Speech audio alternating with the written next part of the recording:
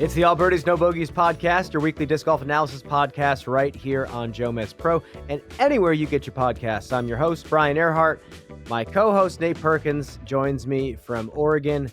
We're both off the mic. They kicked us out of the booth this week. We're just sitting at home, finishing up another exciting week of the Disc Golf Pro Tour. The final Disc Golf Pro Tour Plus event at D-Glow is complete.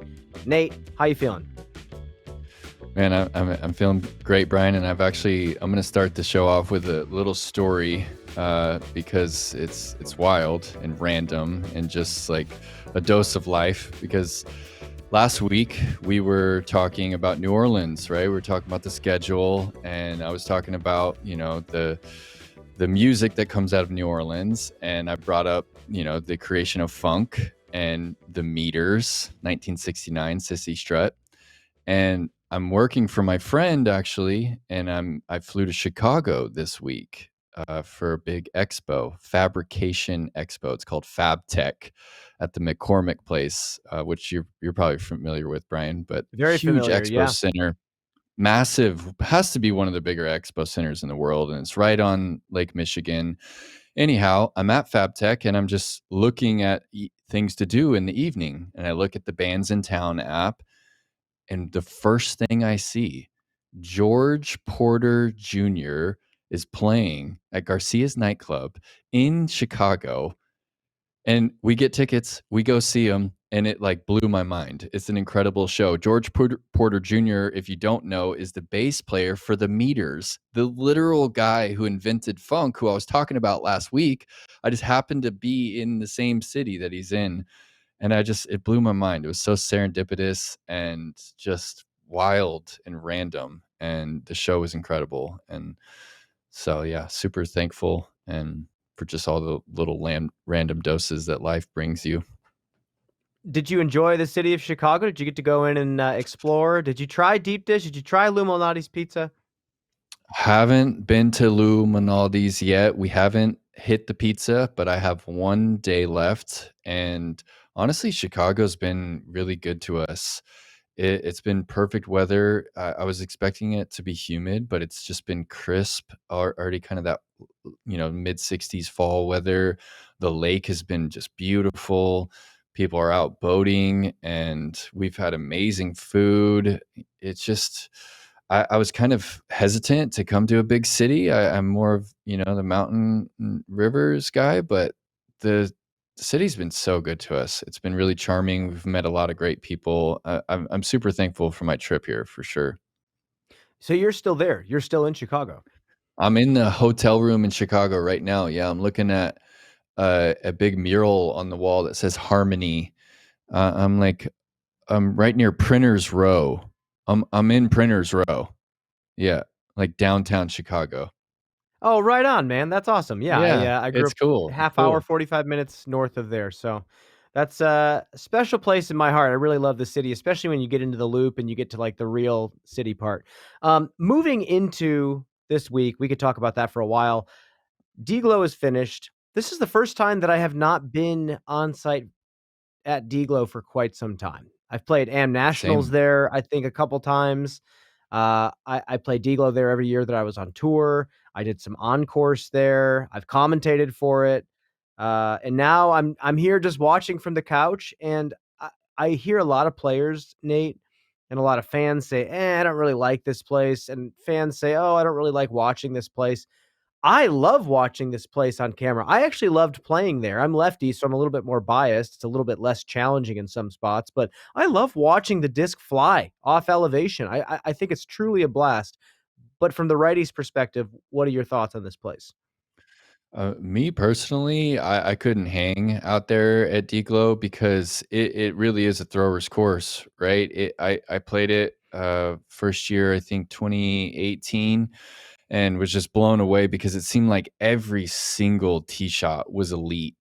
Like you could not just go up in there and toss the disc around and take birdies like you can at some pro tours, right? You could throw it out there 350, you get up and down. It's not the case here. It's just elite golf through and through, and you see a massive amount of separation because of that, right? When guys who are throwing it 500, 550, like on the fly, figure it out, like they're separating. Last cash in MPO brand, 2 under for the tournament cashed. That's 29 off the lead. Like there's a ton of separation out there because it's such a thrower's course. And I'm with you. I think that the evolution that it made, what was it, 4 years ago or something, where they really changed a lot of the holes. They added that 5, they cut through the woods there. I think that that really, for me, saved it from being a pretty mundane, like power course, to actually one of the more elite challenges that we see. And there's a couple shots out there. 5 is super elite, but what they did with 15 this year, backing that one up. I think that the attempt for the second shot on 15 for Eagle, I think that that is probably one of the more complex, high level like shapes that we get all year. I don't know if you saw a couple of the people trying to attempt for Eagle Oh from out of yeah. position there. It was just, it's incredible. It's so high level. You have to like hit the gap, turn it, get it nose down, like, but barely under the ceiling, over the hill. It was just, there's some high level stuff out there. And also to finish my rant about this place, what happens, we've said time and time again here on this podcast, is when we visit a course again and again, you just become so familiar with it. So you know right away, like if someone's in a good spot on a hole, if they're in a bad spot, and what kind of shot they might have to attempt next. And for me, that is helps me like enjoy the golf when I'm like feel like I'm along for the ride and I know where people are landing and what they need to do. I'm like fully tuned in. I love this place. I really do. I think the evolution was necessary because yes, it got to a point actually years ago where the spread started being terrible. It started being super bunched up. There wasn't a lot of separation. And I forget how many years ago it was, but they started to add the OB and they started to tighten things up and force the players to actually place the disc instead of just bombing it out there as far as they could and scrambling, because that's how you break that place and that's how you give the power players a bigger advantage. But here, yeah, you're going to have to throw that 450, 500 feet if you want to be somewhat overpowering this place. But I still think you can shoot well. We saw Paul Macbeth after the first round in first place, and this is a guy, he was telling me beginning of this season that he was hitting like 68 on a tech disc. Like he was not even cracking 70. I think he's found the timing, and I think he's a little bit over that, but he's not ripping the disc 600 feet anymore. And you can score on this track. You don't need to get the eagle on 15. You can take the solid 40% of the field got a birdie on that par 5. So yeah, I agree. I think the changes they made were great. I think hole 5 is one of the best holes that we play all season long. I absolutely love Pretty, that it it's makes the pretty. players throw, and they're kind of pushed to that left side of the fairway right away, so they can throw that kind of push up, hyzer flip, kind of drags the disc over. It's a Gannon PD shot, and that's what I want to see. We saw Niklas throw some of the coolest technical shots out here on this track, and I think that's a triumph of the team that's put together this current version because there's technicality involved. The shot on hole 6, the rollers that Yep. some of these guys get to throw, so cool. Such a cool Yeah, shot. those are fun. Um, Those are fun. yeah, Gannon Buhr, the winner in the MPO division. We'll talk a little bit more about MPO in a little bit. He mentioned that this course, in his eyes, is an F tier course. He actually did a tier list of the Pro Tour courses, calls it an Really? F tier course. It mainly sounded like it was because of the rough, how bad the rough is. You lose a lot of discs in practice. Spotters sometimes can't even get your disc, even when you try to trust them. All the blackberries, the thorns. That was mainly why I believe he said that. But a lot of players don't like this place. In an FPO, which I'd like to dive into, this course is scoring so much better than it used to. What do you think about this track on the FPO side? Yeah, it's tough for most of the field, right? Again, there's just like a ton of separation. I mean, Missy wins the tournament 10 strokes ahead of Owen Scoggins, and no one else is even close, right? You go down to 12th place, they're even par, they're 21 off the pace. So really, Missy Silva Holland, like pretty much a master class in navigating this course, because the birdies are really rare, probably the hardest course to par for FPO. Um, and man, I am so impressed with Missy. Talking about routine, right? Missy is the epitome of someone that leans on the routine, and it's that dedication to it and that commitment to the exact same routine is where I feel Missy finds her superpowers, and was just able to put the pressure on and cause Holland to falter early. It was a good battle. It was a good battle, Brian. What do you like? I love the Greatest Showman celebration. Just throws her hands out like, "Ha ha! Look what I've done!" But Missy is a golfer. I wouldn't call her like a frisbee player, like Paige or Jake or Kevin. Those are frisbee players. You put a paper plate in their hand and they'll go play catch and have a good time. Missy, to me, like, yeah, of course, I'm not saying that she's not willing to go have fun and play catch, but she shows up to the disc golf course and wants to get from point A to point B.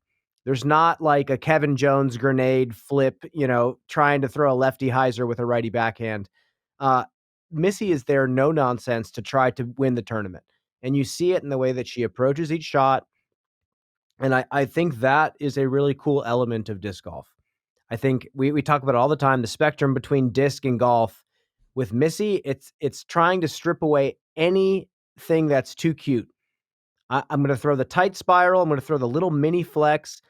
If I need to incorporate a little hyzer flip, I got that, but it's not going to be steep. I'm not going to throw anything below like 3 degrees, 5 degrees of hyzer. And I really respect that. I got she's got the serviceable forehand. It's getting better and better each season. Her putt is solid. She makes putts in the clutch. Those are the moments that she lives for. And like you said, with the consistency, that's why she's a multi-time champion. She is out there playing golf, and the discs are just merely a tool to get that done. And I have truly enjoyed watching her play. And I'm not going to sell her short on like the flashiness side, because some of the shots she threw this weekend, Nate, were so gross, so It's good. high Hole level stuff. one, kicking off the tournament with one of the best shots of the entire year, long drifting turnover, 516. Yeah, ridiculous. Yeah, But I yeah, think I she's don't the know. player that is the most in tune with, like, she's on that shot, for example, on hole one, she's throwing a really flippy thrasher, right? Like, if that angle is tilted just a few degrees more, it's going to just pretty much barrel roll into the stuff on the right, or roll into the ground and cut OB left. Like, she's so capable. Like, she's probably the professional who's the most in tune with the exact degree that she needs for how flippy that she's going. She's not relying on, overstability. She's like hitting it exactly how she needs it for that disc to drift over. And she's able to repeat those super flippy, touchy shots time and time again, especially when the wind was down, which I thought that was one of the better storylines of this week, was that we got a little bit of wind. Was that day two? Super windy day Today two, and too. just, yeah, windy toward the end of the stretch. But I love turning the wind up for a little bit. And so you add that challenge, you add that angle challenge, and then having it calm too, so you can see what the players are actually capable of when it's calm. And Missy shooting, going bogey free 9 under round three. It was just a masterclass, sticking to the routine. And when she does make the mistakes, I think is what is so impressive for me, watching how she handles the big misfires and how quick she's able to forget about it. You almost see that kind of calculation going on instantly. Like, really bad misfire, forgets about it, just like turns around, looks at Tom, gives him a smile, and it's gone. And I think that's the mark of a champion, right? When you see player get really frustrated, and start like questioning themselves, why'd you do that? And that's what really gets to stick, and you're not able to bounce back from it. Missy's just a true champion. I think it's also just the mark of being a professional. You have so many reps, you have so many weekends that you do this. This is clocking in and clocking out. And like you said, as a champion of a major event, people like Missy, people like Gannon, people like Paul have always said, Ricky has also spoken about this at length.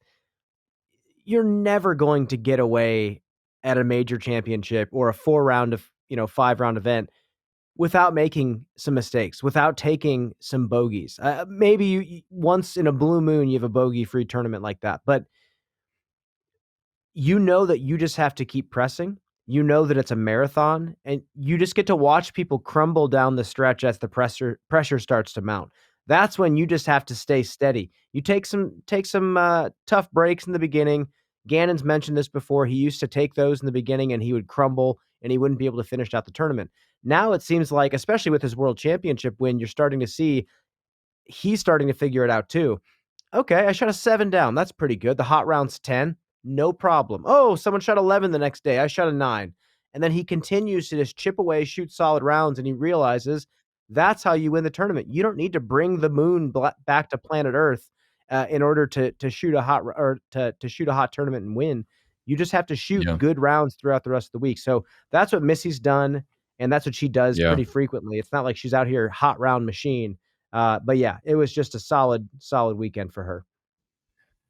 Yeah, really, really good week for Holland as well. Good bounce back from the little lull that she's had in the middle half of this season. Yeah, she takes 8th at Worlds, was never in Worlds, and then completely misses the cash at Leadstone. Gets outside the top 10 at Idlewild, and then is just right back in it this week. I mean, she was really the one to beat. And just I think the pressure that Missy put on caused her to falter. But great week for Holland. And another player, before we move on from FPO, did you see some of Addison this week, Brian? Ripper, Because for me, Ripper. this is like she's moving into my top 3 like FPO prospects, right? FPO prodigies, right up there with Letomaki. Look at this standstill here on 2. Yeah, she's got solid nose angle control. She can throw the Uh-huh. flex. We've seen some hyzer Good flip. shot. She's from Illinois, represent. She's from Genoa, Illinois. All right. I wonder if that's where they make the salami. Probably not. But representing Illinois, only started playing in 2021. Another COVID player, but already up to 927. And Nate, she's playing at a really high level right now. What do you make of her performance, not only this weekend, but for the whole year? I mean, she got 6th at CCR, which is a solid tournament with a good field, 13th at Ledgestone. Yeah, I don't know. I feel like we're about to see another star start to blossom. Yeah, for me, the finishes aren't as impressive as what she is just able to do with the disc, right? Like getting to that point where she's throwing the disc, she's probably pushing 60 miles per hour, right? You're getting to that point. You've always said it. She's got the bones of a champion, right? She has what it takes physically, and I think that's step 1, right? You get yourself there, and then you figure out how to golf, right? There's a few ways to do it. And she's obviously ripping the disc. And what'd she finish here? 6th? Is that what she ended up finishing? I believe Yeah, she finished. tied 5th. Yeah, tied Yeah, I was 5th gonna with say 5th Pierce. place. Yeah, that's right. She went birdie on 17, par on 18 to shoot 1,005 rated round. 5th place. She averaged 978 for the event. I mean, it's a huge week. This is the type of tournament, along with her finish, she got 13th at Ledgestone.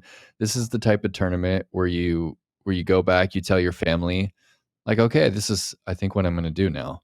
I think I'm going to Yeah. pursue professional disc golf. Like, hey, check me out. I was on live coverage. Like, check me out on Jomez. Like, this is the moment where she can look back on and say, this is what the indicator that I needed to pursue this professionally. So here's what I noticed just watching her throw the backhand. Same thing I noticed with Cadence when she first started to perform pretty well. She has this really slow run up for a lot of her shots. She doesn't need to kill it with her feet. She has beautiful off arm engagement. That allows her torso rotation to have a little extra momentum. It allows her to throw faster with less footwork. And you see it more actually. You see it a little bit on the tee shots. On some of these standstills, she engages that off arm and creates extra torso rotation. So the standstill uphill, she threw one just a few shots ago that we were watching that was perfect. And that's the kind of stuff that when you grow up in kind of the YouTube generation learning disc golf, off arm engagement is something that you're going to see. When I was growing up, no one talked about that. That's a perfect example here on 15 of creating a lot of power and torso rotation from not a lot of footing.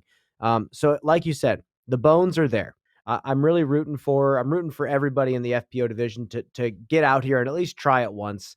It helps grow the game in ways that I don't think the players even realize. So good on you, Addison, Woodard. Great weekend out there. Nate, any other things you want to wrap up on and key in on in the FPO division? Well, yeah, where are we at with player of the year? Right? It's still kind of undetermined. And, I think that really these last few are going to play a big role, even though all our majors are done for FPO. And obviously Missy nabbed one of those. But if Missy can win a couple more tournaments, I think she's right up there with Silva and Holland, and it's going to be close, and no surprises that those are the three that took first, second, and third, and they're battling out. But where are you at with them right now? Missy's got the major and the wins. Silva got the major and the wins. I I I don't know how much majors matter to me when it comes to player of the year, because year is a long time, and, this is the same thing that people have been talking about with the Disc Golf Pro Tour standings. Like, if we Right. went the whole season and I got first place, do I really have to battle for it at a finale? Could it just be one last tournament to fight for points? But for Yeah. this, if Holland has like 9 Elite Series wins and no majors, she's gonna get it. But she's gonna have to have a lot more Elite Series wins if she wants to beat someone who has one less win, but one of them is a major. That's just what I think. So yeah, I think Missy is Yeah. right there towards the top. Yeah, we'll just have to see. Should be an exciting race to the finish. Few great Yeah. tournaments coming up. You know what? Something else also coming up. We got an interview with Jake Hebenheimer. Just had a career weekend in the MPO division.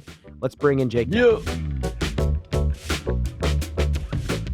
Welcoming into the show, a man who just had a career weekend out there on the Disc Golf Pro Tour, Jake Hebenheimer, someone that I have loved watching throw over the years.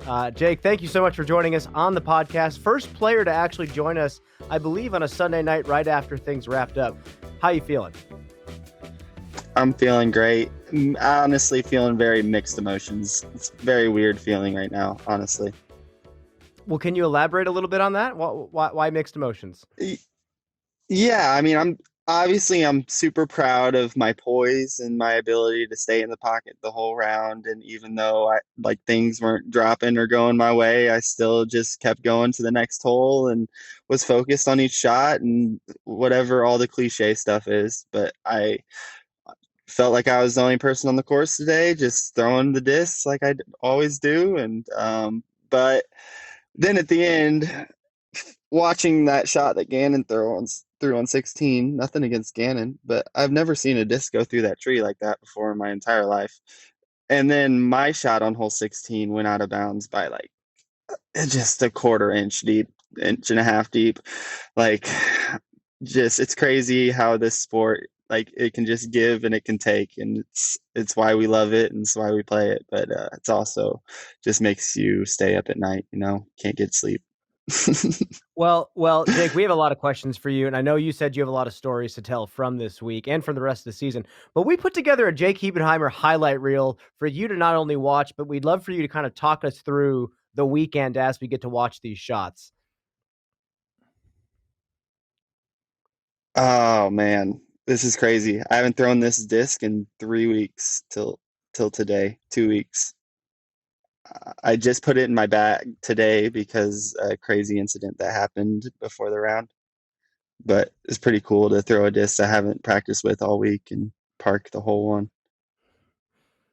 And now hole 2, beautiful second shot. Yeah. Yeah, honestly felt like I missed it. I was surprised when I got up there and it was as close as it was. I thought I was going to be over by Paul a little more. Well, now watching this highlight reel, kind of watching back from the camera's perspective, how are you feeling this week going into the tournament? Honestly, it was a crazy week. I didn't get up here till Wednesday morning. So I only had one day of practice. Life's been crazy at home, and just it's been nice to be home a little bit and relax. I had my home tournament B tier last week that I won by 10 strokes and shot my home course record of 4 strokes on. So I came into this tournament feeling really good, but didn't get as much practice as I usually do.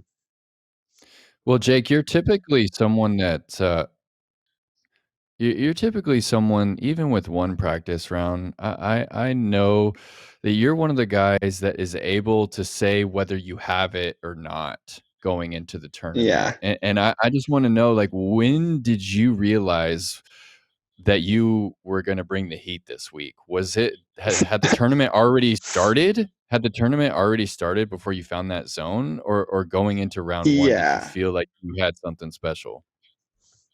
Well, I've been throwing the disc so good, like like the past Worlds, Europe, like I've been throwing the disc incredible, just super confident. But putting hasn't been the best. But this week I just focused on slowing down and just like really doing my same routine every time and making sure I'm like not like not worried. Like something Paige told me today and yesterday, she's like, just stop worrying. There's no reason to worry if you're gonna miss it or make it or whatever. So I just focused on giving it the best bid I could and was happy with whatever consequence came after that. And I kept throwing the disc perfect, so it made it easy. Had a bunch of 18 footers to tap in. It wasn't very hard.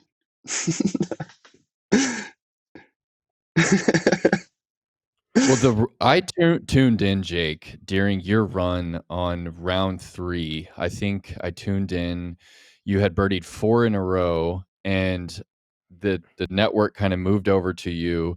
And I watched you birdie, I believe, the next 5 in a row. Is that right? You birdied 9 holes in a row during round 3, and I don't think there was a single putt outside of 15 feet. I mean, there was something special that you had found during round 3.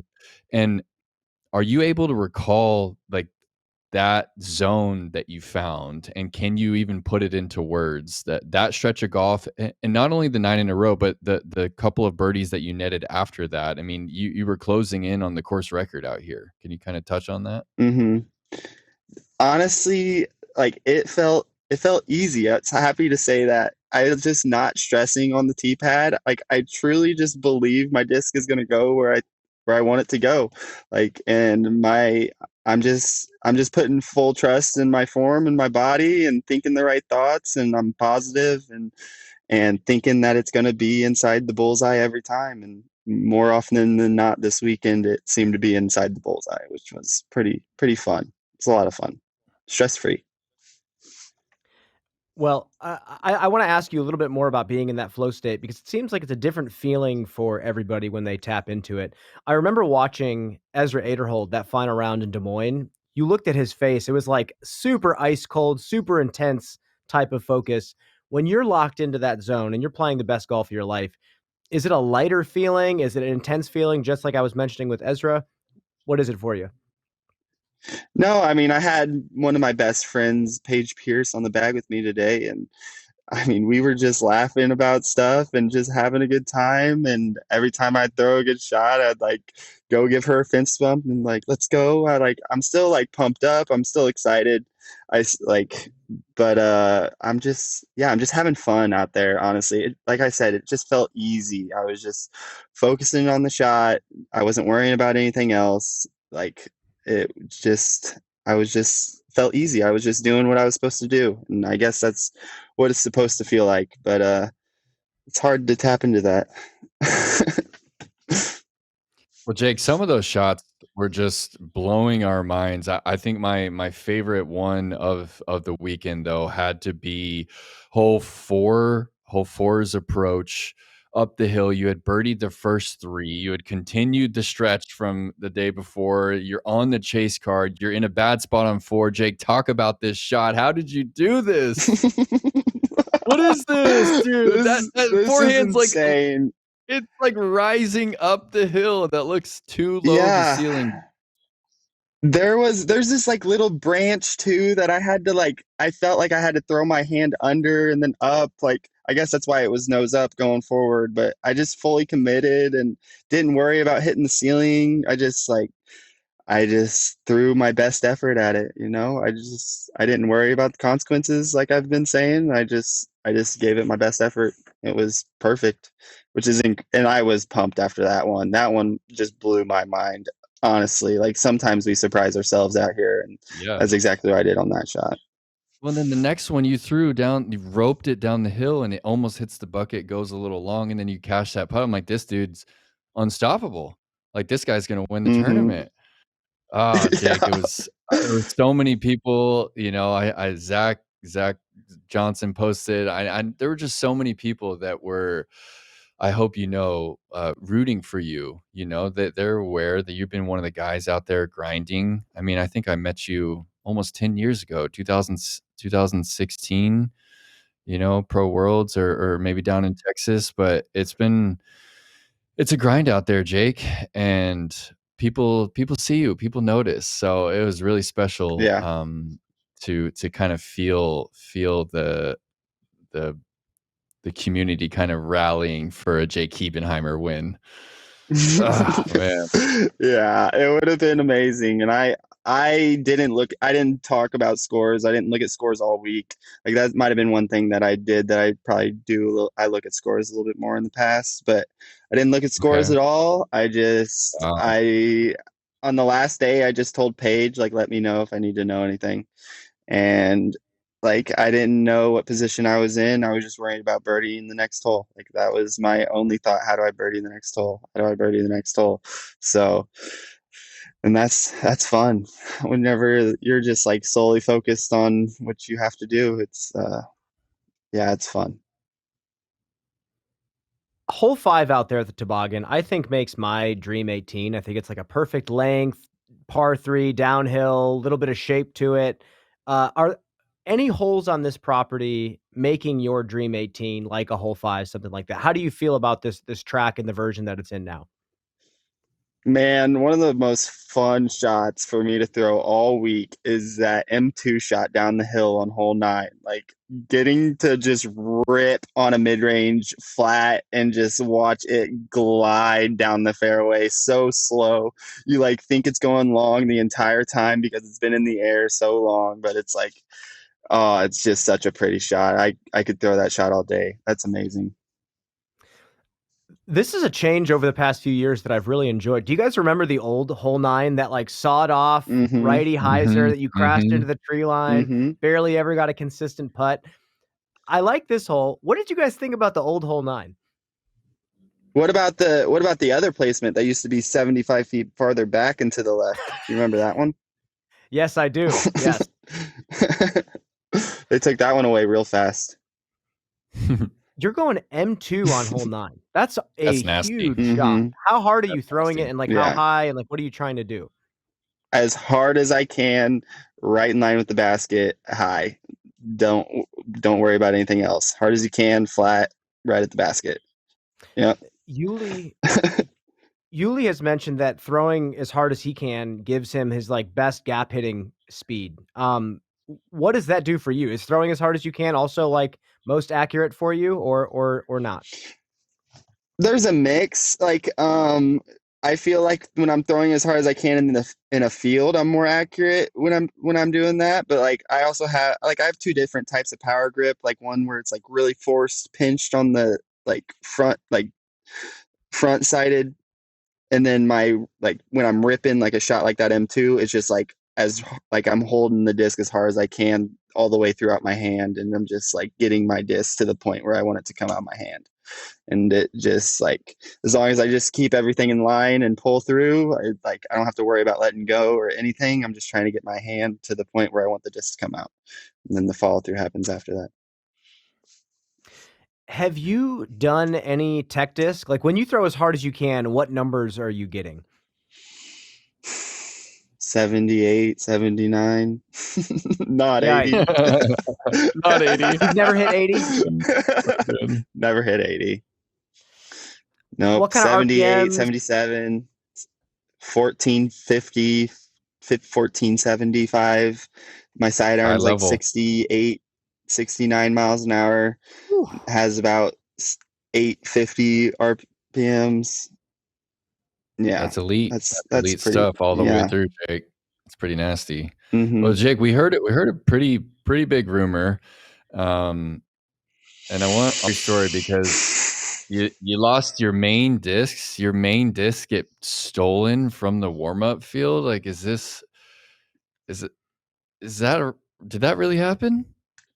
I felt like I was getting pranked. Like, honestly, I felt like somebody was messing with me. Like they were going to show up with my discs and but no, I was throwing in the practice field. I was like hanging out with Paul, and Calvin was messing around. And is that right there next to the course? Right next to my park. Yeah, I parked my car, and then I stepped out of my car and started throwing frisbees, like right in front of my car. I threw them up to the corner of where the road meets the parking lot, like by where the gate is right there. And I threw every disc in my bag. These 2D ones were one of the two last discs I threw, and they were pured all the way through the gap, all the way into the corner of the field, like right where the road meets the parking lot road. And I watched them land. I saw they landed in the grass. I proceeded to go throw my disc back to my bag. So I went putters first, mid ranges back to my bag, fairways back to my bag, get to my drivers. I find all my other drivers, and then the two that went the farthest that were in the ditch by the road just were not there. And then I started to look like a crazy person for 10 or 15 minutes, just walking back and forth over the road, checking over the road to see if my disc somehow skipped off the road, or checking over on the right side. I asked every single player in the warm-up field if they saw them. I asked the girl that was helping with parking and making sure everybody had their credentials. She said she didn't see anything. And then course director started to come over, Adam Morrison, and I told him all the situation, and just crazy. I felt like I was getting pranked the whole time. I was just like, what is happening? This is crazy. This is two discs that today I would have thrown at least 10 times off of a tee pad, or in the maybe even more, maybe 12, maybe 15. I would throw it on 1, 2, 4. I literally could just keep going. Most of my tee shots today would have been with those two discs, and that's unreal. Just crazy. I put a disc in that I just got from Prodigy with my stamp on it in the bag. I threw it probably 5 or 6 times and parked hole one with it. That is pretty awesome. That's unreal, Jake. 1060 golf with your favorite drivers gone. That's a bad joke. That's a bad joke. This I've had in my bag for 3+ months, which is just crazy. I've only been on the team for a year, so it's a long time for my frisbees. Man, I can't believe that happened, man. I don't even know what to say. I'm so sorry that it happened. The amount of the doubt that puts in you when you don't have a connection with the disc, I can't even imagine settling your nerves going into hole one even. And the fact that you were able to birdie the first 6, having just gone through that, it's says a lot, man. Says a lot. Well, I took it as a challenge. Like yesterday, I told everybody that I thought I was the best thrower in the world, and I was like, okay, you lose 2 of your best discs in your bag. Let's go prove that we're still the best. Like it doesn't matter. I can be throwing a paper plate out there. I'm gonna park them. Doesn't matter. Like Yeah. that's the kind of mindset I had on hole one. Like Paige told me before the round, he's like, it doesn't matter what disc you're throwing. You can make whatever disc in your bag work. Like I can throw it any angle you ask me to and any power you ask me to. So I can make it work. It doesn't matter. It was fun. I remember seeing you years ago. I think it was one of the first years they played what is now hole 18 at Lake Eureka. And I remember seeing you try to throw that giant Anheuser over the water. I don't know if any of you guys were successful, but essentially you guys were trying to get it to almost circle 2 over the water. Do you remember doing that back in the day? Oh yeah, I remember doing it, and then I didn't land it in, and then I did it again and landed it probably like 100 feet away from the basket. So yeah, it's a fun way to take a 5. Oh, you did that in tournament. I did that in tournament. Yeah, final day I was out of the cash or whatever, but yeah, threw it. I was having fun I was on Nico's card. It didn't pan, and then I did it again and perfectly. Well, it's been a long grind for you, man. You've been out here for a long time. You've been playing high-level tournaments for a long time. You said this year has been a bit of a roller coaster, like stressful year for you, but then you come out here and have this phenomenal performance. Talk to us about the season as a whole and maybe let the listeners into the life of a touring disc golfer, what it's actually like out there. Yeah, it's just been a grind. I mean, when you don't cash for a few tournaments in a row and you're struggling with a part of your game, like I've been struggling with my putting, like it truly is never my driver. I have this like utmost confidence whenever I have a driver in my hand, but you get me within 60 feet of a basket, and sometimes you get these worries or these thoughts, and you're more thinking of worried about missing the putt than you're worried about making the putt. So it's like it's a thought we all know we have, but it's like it's hard to break, especially whenever it's in the nerves of a tournament and you're fighting for a cash line or your whatever it is. It's just like it's a grind out here. I can promise you we're all practicing. Like whenever you hear those online haters saying they just don't putt enough or they don't practice enough, I promise you we're all playing as hard as we can. When we're not playing good, we're out there grinding.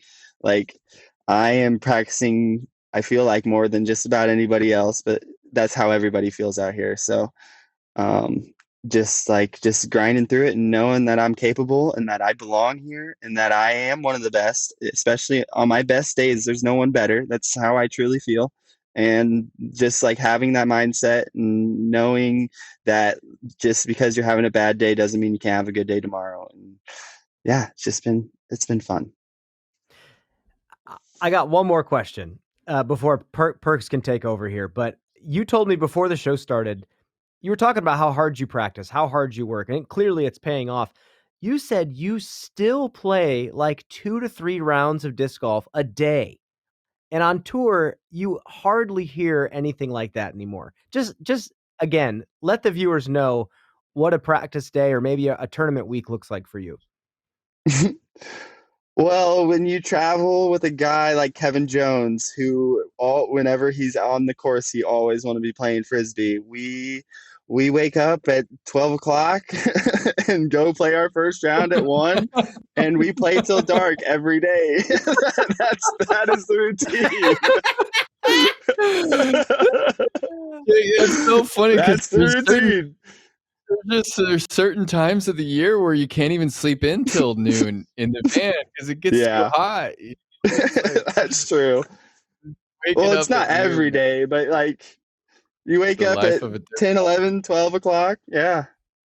And but yeah, we play literally every single day from 1 o'clock till dark. And whenever we were in Europe, we were playing till 10 o'clock at night, almost every night. Like we can't stop whenever we're playing a lot, and we just feel like you feel like you're getting better. Like every time you hit the course, I feel like I'm getting a little better. I'm getting a little bit more dialed in. I'm not tired. Let's go play more Frisbee. Like I'm I'm perfectly fine. Let's go play more. And like, I just feel like I'm in like disc golf shape. Like I don't get sore. I don't have these, even playing toboggan. Like I played 2 practice rounds on Wednesday. I didn't feel sore on Thursday. I was ready to go.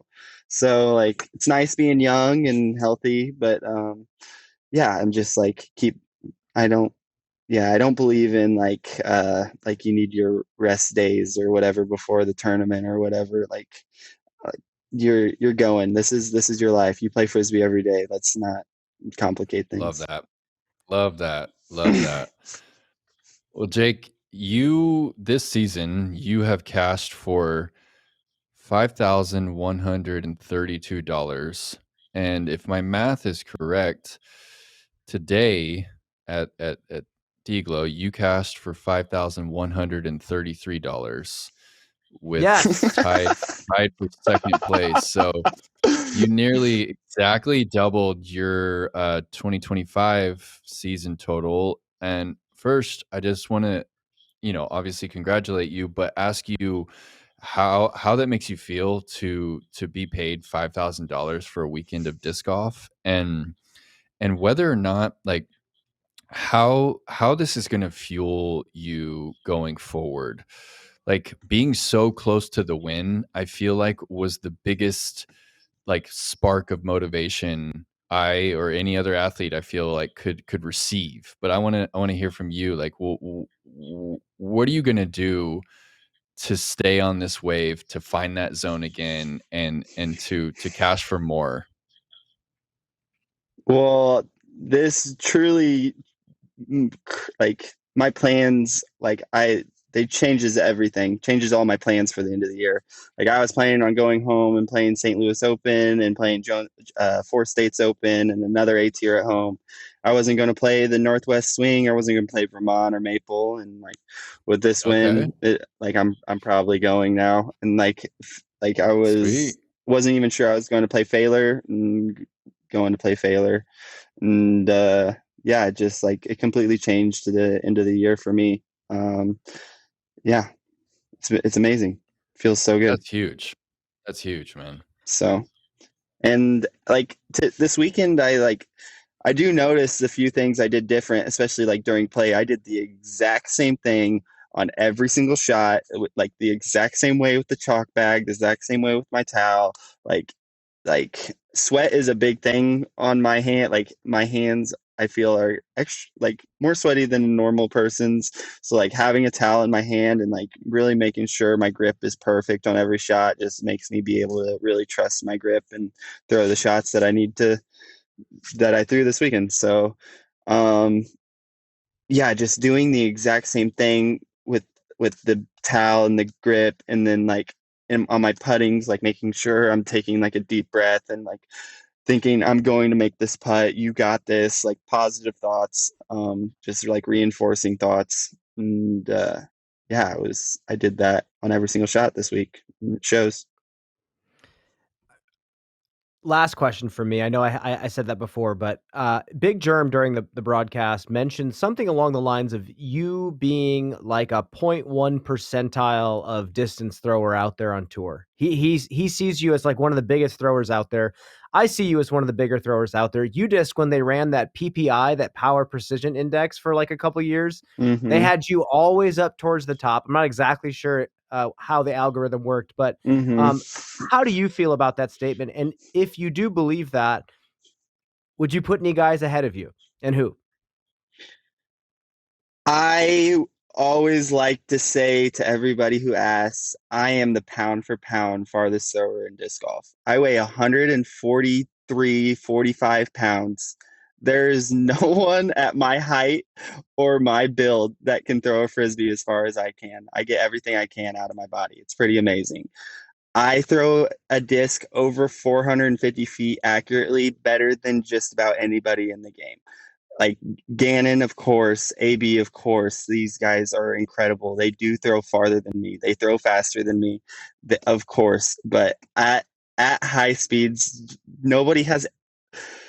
I just have incredible angle control and I have incredible confidence, and I love the challenge of throwing these high level shots. Like that is what I play disc golf for. That is truly what I play disc golf for, is whenever there is just like a shot that no one else in the world can execute, and I just know that I'm going to put it inside the circle. Like it's the best feeling whenever I step up to a 500-foot shot and I'm just like, ha, it's going in the circle. It's going to be right next to the basket. Like I'm just like, it's fun. It's so much fun. I love it.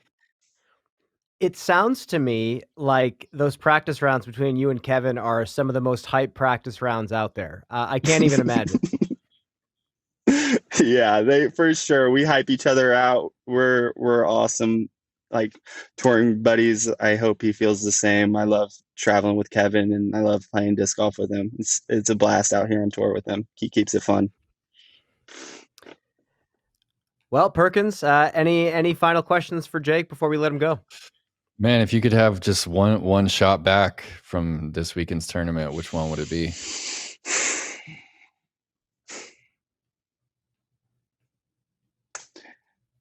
I mean, first thought comes to mind is hole 16 today, obviously, but I didn't throw it bad. I threw it fine. Yeah, but it should have caught the tree. It should have gave me a 50-footer under the tree, and I should have been just fine. Or it should have just caught grass right there and gave me a 30-footer, and I would also have been fine. But bad shots. What bad shot did I throw that I'm mad about? That's a good feeling right there. I don't know. That's a good feeling. That's a good feeling right there. We love it, man. We love the confidence. We love your confidence. It's thanks so much for coming on the show.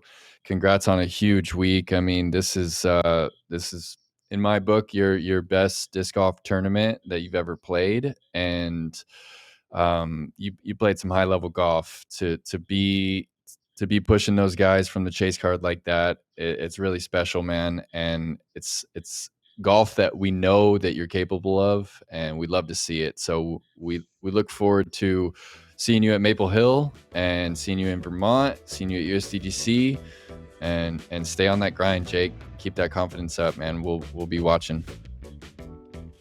I appreciate it, guys. Thank you. Jake always leaves a conversation with me and leaves me with a smile on my face. I love listening to him talk disc golf. I love listening to the confidence oozing out of him. I feel like people who maybe don't know him as well could see that as just cockiness. But this is someone who loves what he does so much. And the confidence is something that anyone close to him, you, me, Paige, caddying for him, we're loving it. We are so happy to see someone who's put so much time into the game believe that he deserves to win a big tournament like that. It's sometimes hard to believe in yourself, especially when you look at his stats this season. Sometimes it's easy to get down on yourself and not believe that you have what it takes. But Jake has the fire. He's like a Casey White in my mind. The dude lives and breathes disc golf, and it makes me so happy to talk to him. So glad we got to have him sit down with us. Nate, what do you make of the interview? Yeah, I'm with you, Brian.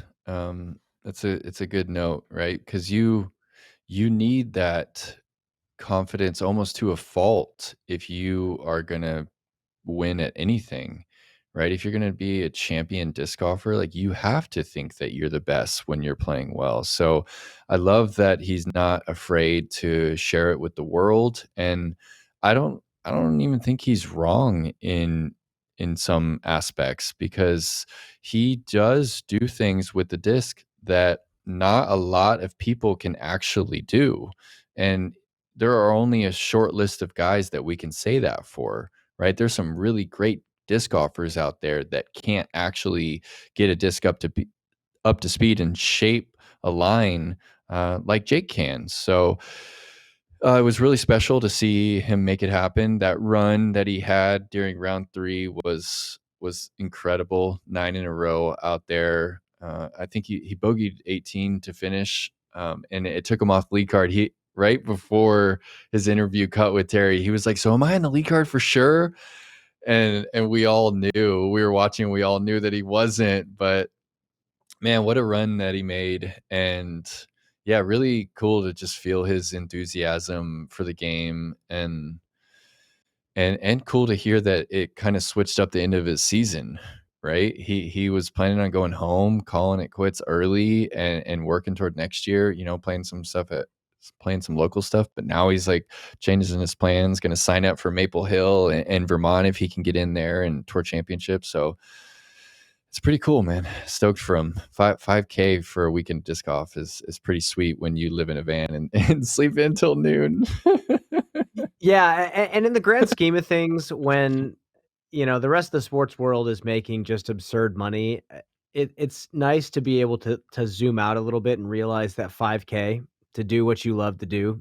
I don't care what it is. It's just a fantastic weekend, and yeah, I couldn't be happier for him.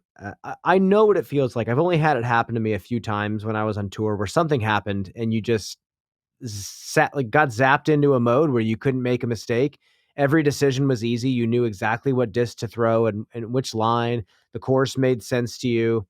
It's an unbelievable feeling, and it puts you on cloud nine. It is a wonderful feeling. I forget what year it was, maybe 2019 Memorial, 2018 Memorial, something like that. I got like 6th or 7th in like the biggest field. It was like a pretty big event. And then Vegas in 21, where I had a shot to win, but I missed too many circle one putts. And it just, you leave the Yeah, I remember that tournament year. driving back.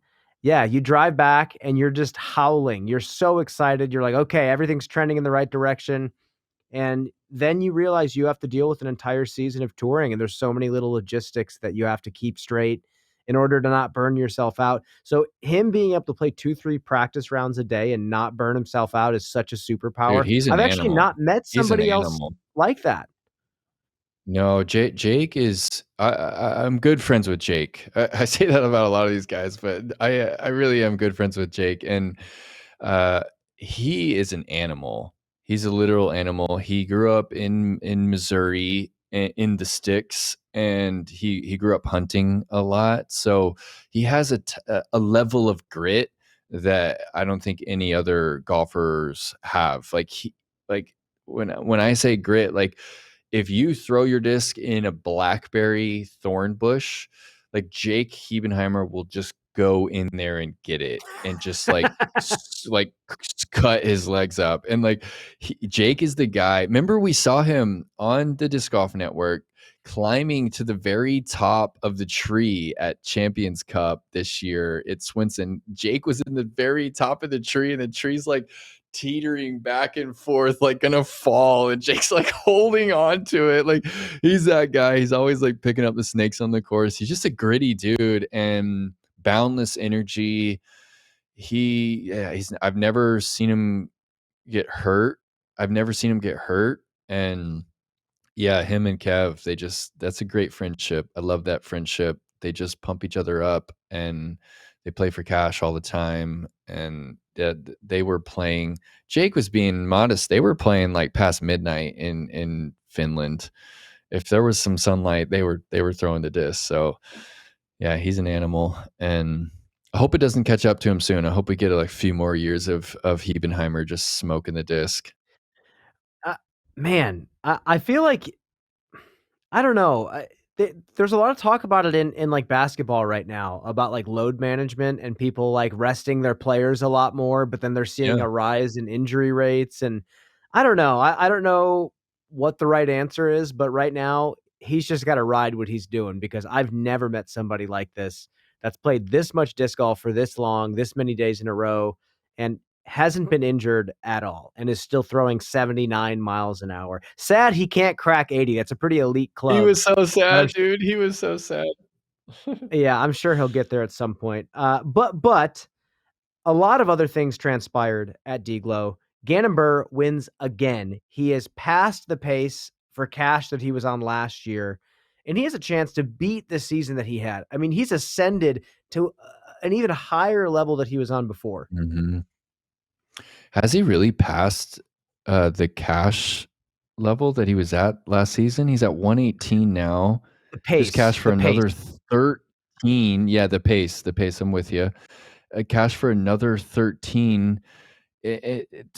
it's blowing my mind. He's completely in his own category. He's in his own category, Brian. It's Gannon Buhr, and if anybody else wants a shot, they have to beat him. And we haven't said that since 2015, Paul Macbeth. Oh, that through the tree. That's the shot Jake was talking about. That's 2 years in a So, row. Gannon's tree. Talk about that, Brian. What is that? well, yeah. First, we're watching on camera for those listening on Spotify. We're watching the roller Yeah. on 18. Under all the pressure, he executes it perfectly, easily finishes with a birdie. But then going back to that drive on 16, Big Germ was just devastated on camera. You hate to see a tight battle come down and not have the tree that frames up the whole punish the player. But I'm in the camp that if you really want it to be black and white like that, build a wall. Put a wall there. If you really wanted to punish the player like that. When you throw directly at a tree like that, the percentages of getting through are low. He just so happened to win the dice roll. That's how life works. You're not going to have walls built in a disc golf course. And maybe we start to see that. Who knows? Maybe people want to start making things a little bit more black and white like that. But I think it's fine. Like, how many times can he throw directly at that tree and sneak through? How many times has he and not gotten through? It just happens like that. It What just do you make happens. of the whole dilemma? I don't even think it's a dilemma, right? Luck is part of our game. Trees are part of our game, and we throw circular objects. Luck's going to happen, and it's a bummer when it has the appearance of having a big effect on the outcome, like it was somehow not Gannon's tournament, but that's just not the case, right? It just gives it that illusion because it was hole 16 down the stretch. But if it was round 1, would you be saying the same thing if he went through the tree and then he wins the tournament 4 days later? So it's not something to get hung up on, right? It happened last week at Idlewild. Paul got a little lucky, kissed out, and it's not the story of the tournament. We're not going to say that Paul somehow didn't deserve it because he got a little lucky on a tree kick. So it's a part of our game. We just have to move past it. And yeah, Gannon won the tournament fair and square for as far as I'm concerned. There's not a player in the field that didn't at some moment have a little lucky break. So Yeah, it's disc golf. That's how it works. And frankly, that tree, especially when you get to the higher branches, not that grabby. I've thrown through it multiple times. It's been there for a long time, and it's thick enough to where it frames up the shot a lot. Players don't get to throw that long flex. Imagine how easy that hole would be if that tree wasn't there. The hole would have to completely change if that tree fell down. So I think it does its job. It just so happens that he won the weighted coin toss. And yeah, it was just a phenomenal tournament. And in that process, he shoots a clean 9 under par, finishes 31 under par for the tournament at an extremely challenging version of this track. Um, Another thing I was interested in. So Gannon was talking to me in China and was talking to me about a design concept that I'm interested in. He was telling me how he doesn't like luck in disc golf. He hates it. He wants it to be more like chess, like black and white. I want to be in complete control of everything. And we see that when he's on the putting green with his chalk bag, missing a putt, kind of like checking the wind and being all upset about it. That's what happens when you're an elite competitor. You want to control the narrative. He wants an element of course design implemented at some point called a hazard mando. So you're playing a shot and you're supposed to hit the line and pure it, maybe the left side of this figurative tree.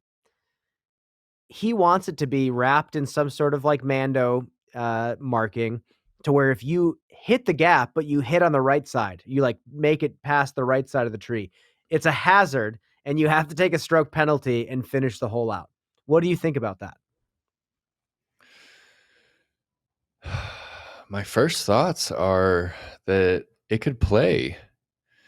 I think that I think it could be a little confusing, like visually, right? If a player is like up by the basket and they're +1, they're putting for a par. But I think as far as the competition, I'm trying to think if there's any pitfalls with that idea, but competition wise, I think it could be fun. I think to the viewer could come across a little funny, but I'd love to. Let's try it. Let's send it, right? And maybe we can like get some hazards that like Mandos that like light up. You know, I've always wanted a little like visual like aid to disc golf. You know, like if our discs would have like laser tracers, and then when you miss the Mando, the laser tracer like changes color, and your disc is like red now because it's like it's got a stroke added to it. It'd be A cool. siren Like goes off. Tron. Like Tron, you know? It's like it's not a crazy concept, you know? It's kind of a crazy concept. It's a little bit of a crazy concept, Nate. What Yeah, about Tron? if it has a What about Tron? That's not crazy. That's not crazy. We're almost there. We're almost there. No, a siren. Yeah, it like makes a noise. Yeah. Like, Bad shot. no, I like Bad light. shot. I want Bad visual. shot. I want a visual. I want because I grew up playing disc golf. I called it night golf because my dad would get home from work and he'd get home late and I'd be like, Dad, let's go play night golf. Let's go play night golf. And we would get the fishing bobber lights that you'd click in and we would tape it. Some people taped it in the middle of the disc, which is good for maybe the flight characteristics, but we like to tape it on the end of the disc.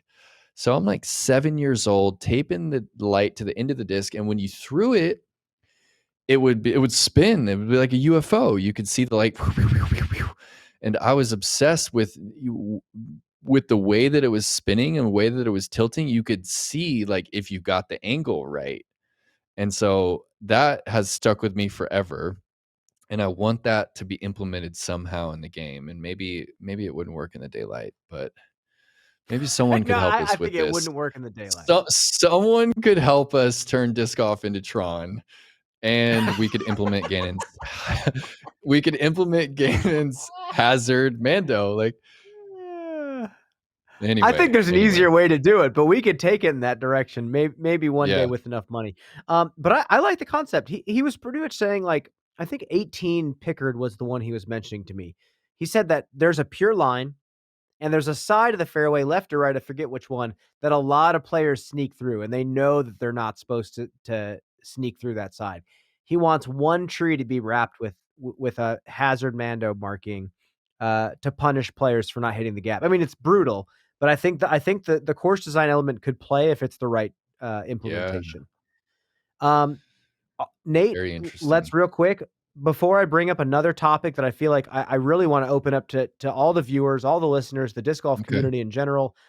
Let's just go down this leaderboard, man. Great weekend for the MPO division. Ricky bounces back. He's dealing with a wrist injury, nearly wins the tournament, drops the putt on 17, like drops it low, misses it. But he's really happy with how he's playing. He said he just needs to work on his health. Hebenheimer, fantastic career weekend. Calvin almost gets another one. Gossage, Macbeth in 6th. Silas Schultz again. Silas Schultz starting to pop off, man. The putter's starting to come around. He's starting to play a full weekend of disc golf pretty routinely. Very excited to see where his career goes. And Niklas Antala Perkins, you know, not the best showing, top 10, but look at this shot on 13. This would be maybe the greatest ace I've ever seen in my entire life. Getting to circle one is hard. Look at this shot. It's one of the most high level shapes you could possibly visualize.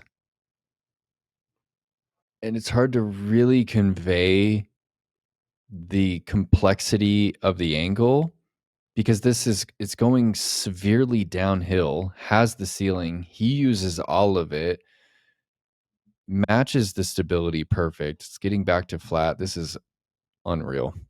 Unreal to even have the height after it's made the turn and been traveling downhill for 400 feet of its flight. That is of all such the beautiful a good shapes. Angle. Ooh. You know what that is?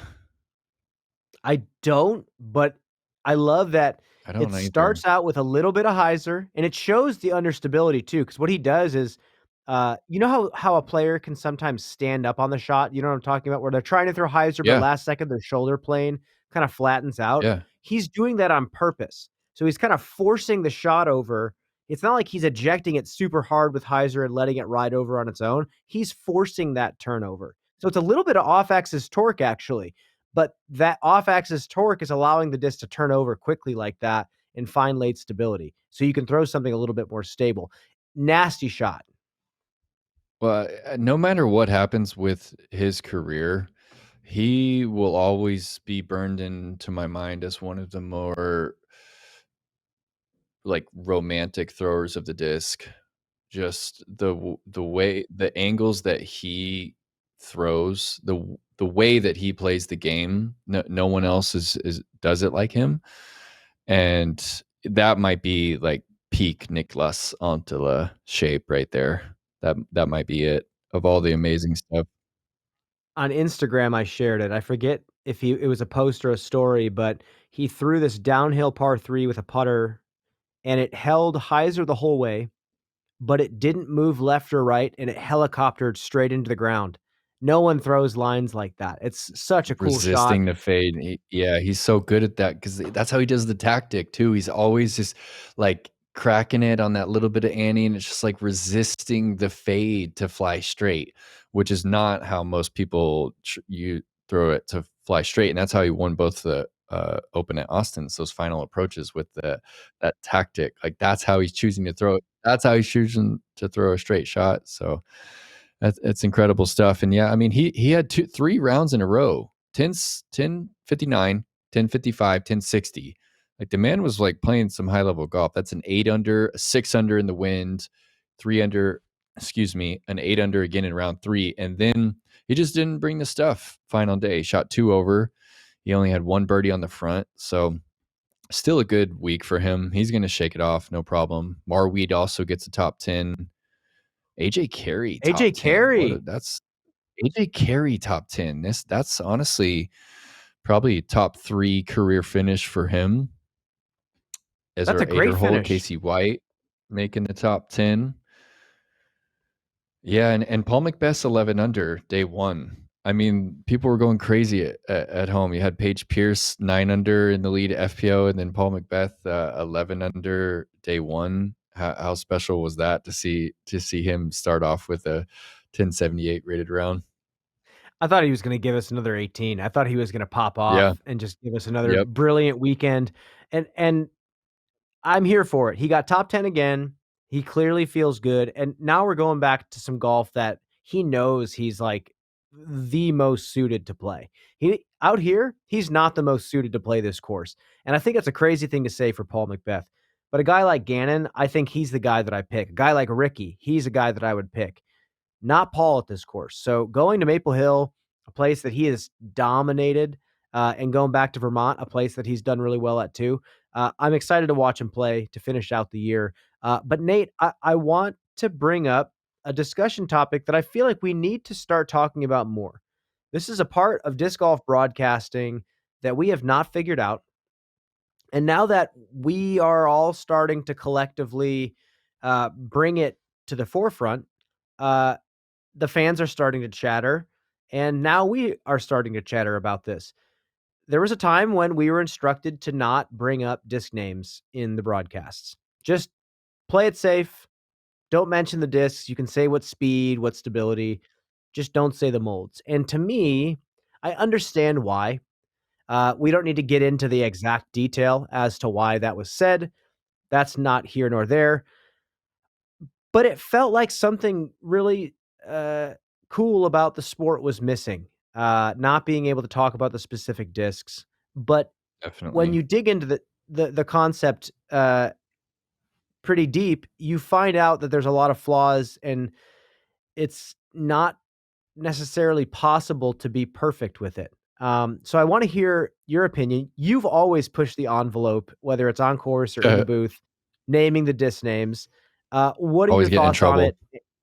Well, let's talk about it. Let's try to figure out Sure. like how we can do this the best Yeah. as commentators. Yeah. Yeah, for sure. I mean, yeah, we were told we couldn't say the discs. Makes sense because the sponsors that weren't getting their discs called out are the ones that are paying for some of our broadcasts, right? So they're like, hey, this isn't feeling right. You're not talking about our discs, but it was never because there was a bias. It was just because maybe those players weren't on the lead card, and Discraft or Innova or whoever it may be was taking up more of the airtime, and we kind of pushed back on that a little bit. And the way that I see it is that I feel that that is part of how a company is going to receive value from a player is when you're watching on Jomez or you're watching on the Disc Golf Network, that when they're throwing a special shot and en route to winning the tournament, that the disc is referenced that they're using, right? I think disc golf is a little bit different in our relationship to the equipment and how much fans and players obsess over the differences in the flight characteristics and what people can do with it, right? So I really think that naming the discs are super important for the fan experience. And I also feel like in the long run that if we as the commentators learn the bags of everybody, that like if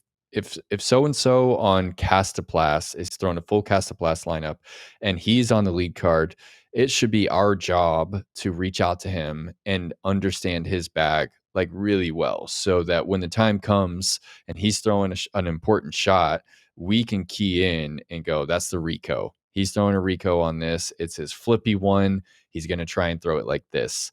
And if we can get to that point where no one really feels like there's any bias, then I think that the companies are a little bit more incentivized to go and get a good player. If a player is playing well, you go and sign that player, and they're going to get you some more airtime because they're going to be throwing the discs, and the commentators are going to be talking about it.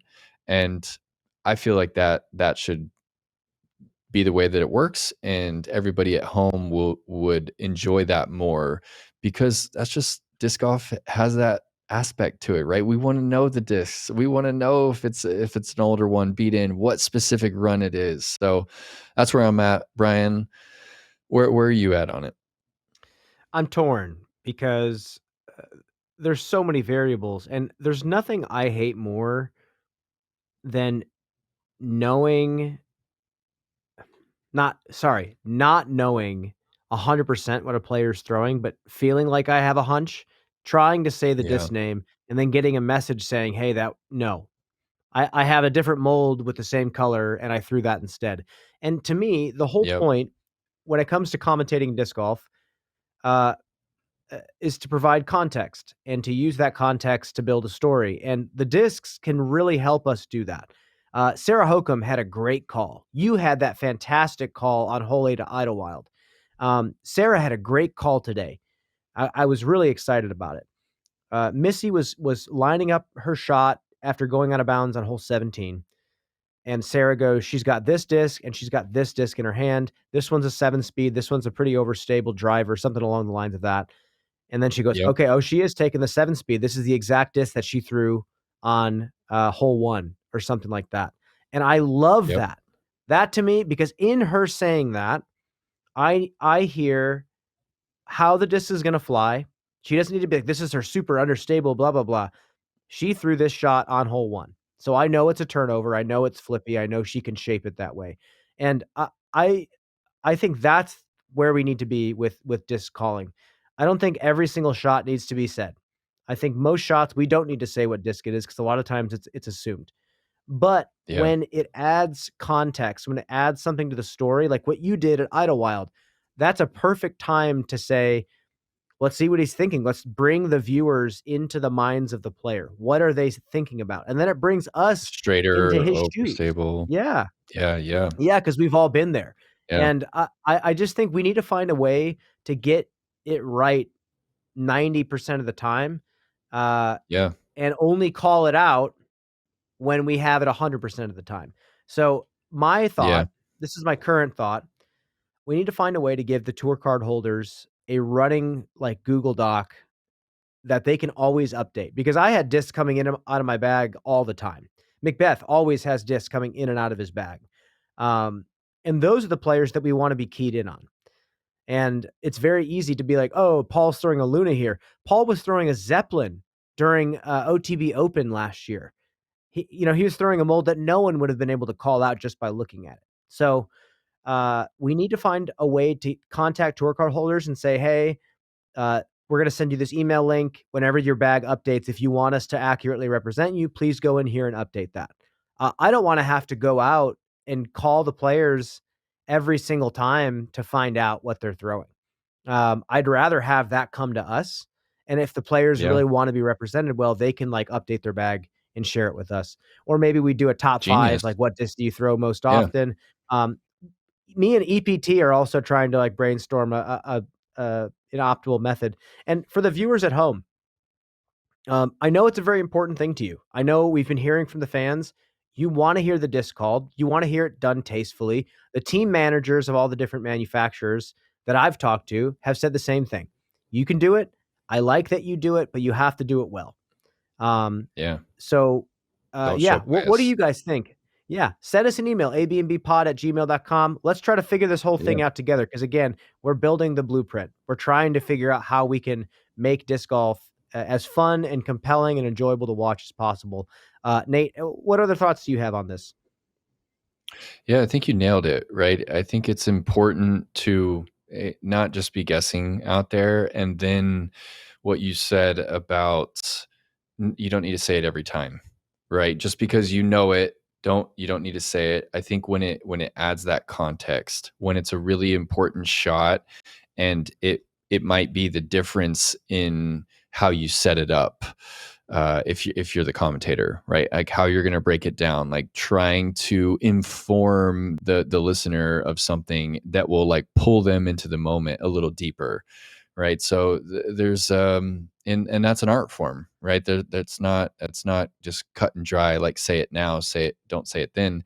It's an art form that everyone has to work on, and I think it's an important aspect, and I'm glad that there's people are receiving it well. People are loving hearing the discs, and no one's getting in trouble for saying the discs, and companies are loving it. So that's what's important, right? Is that the people that support disc golf are happy with us going in that direction. Well, Nate, man, we covered a lot. Again, we have an off week coming up, and then I head up to GMC. I head down to Right MVP. I'm on course for the That's rest of great. the year. I've been in the booth a lot of the time. I'm actually going to get to be out there with the boys and the girls, and I'm excited. What are your final thoughts as we wrap up? Another great week. I think we every week you try to find words with how special what Gannon Buhr is, what he's accomplishing, how special it really is. He's ascended to new heights, and the professionalism that I'm hearing from him in the interviews, it's incredible the way that he references his competitors, and what I see from him just absorbing the game. Like he's always the guy like watching everybody's shots like a hawk, and I see his mind just behaving like a sponge. So it's really special to witness him. As I've said many times on this podcast, I'm a big fan of tennis, and I caught a little bit of the U.S. Open today. Carlos Alcaraz, Yannick Sinner, and Yannick, the way that he handles himself in the interviews, it's reminding me a lot of Gannon. Just like how when you ask Gannon a question about golf or the round, how it went, like he's going to drop into such extreme detail about it, and it's incredible. It's not normal for someone 20 years old to be able to have that kind of recall and drop into detail like that and have such self-awareness and to have such respect for his competitors. So he is our champion right now, and he's gonna be at the top for foreseeable future for another decade. And I'm here to witness it. Brian said something funny. Guys listening at home, he went up to Gannon and he told Gannon that it was like a good portion of his entire job is just to analyze his golf. So that just tells you, right, Brian? It's crazy. This kid, he really is. He's like half of our job. It's just like figuring out ways to like unpack his greatness. Well, I think I'll move from Gannon to another player who I had to spend an entire season covering nonstop, Kristen, who always said, "I'm here to witness my own rounds," as if she wasn't even playing them. And sometimes I have to put myself in those shoes and just let Gannon's career evolve right alongside Kristen's as well as she goes through what she's going through. But with Gannon, right now it's smooth sailing. We're going to sit back. We're going to see him for quite some time. This guy is in disc golf forever. I have a feeling, unless he gets so rich that he actually wants to step away from the game and never play again. I have a feeling Gannon's going to be playing in the Legends division when he's 70 years old, if he can still walk. But I'm excited to witness this. I'm excited to watch a lot of these young players continue to become adults, learn, some of the adult problems that they have to face. And then also how that ties into their job as a disc golfer, and also kind of riding the wave of the sport of disc golf and carrying the torch and realizing their responsibility in the livelihood of our game, from their little sliver of perspective. So, I'm excited. I'm happy. I think disc golf's in a great place, and this is really only the beginning. I think with all the international growth that we've been seeing this year, I think wrapping up here in the States next few weeks with these great tournaments, I think it's just going to be a nice cap off. Which one's first, Brian? Is it Maple Hill before Green Mountain? It's Vermont, and then Maple Hill, and then off week, and then USDGC, and then right after USDGC, we head up to Virginia for Tour Championship, and then I think an off week or two, and then Match Play Championship at Hornets Nest. And me and Big Germ are calling that one. So it's going to be a great stretch of disc golf. We are wrapping things up. All done. Episode 20-something. All done. Nate, see you, bud. See you guys next time. Great job, Brian.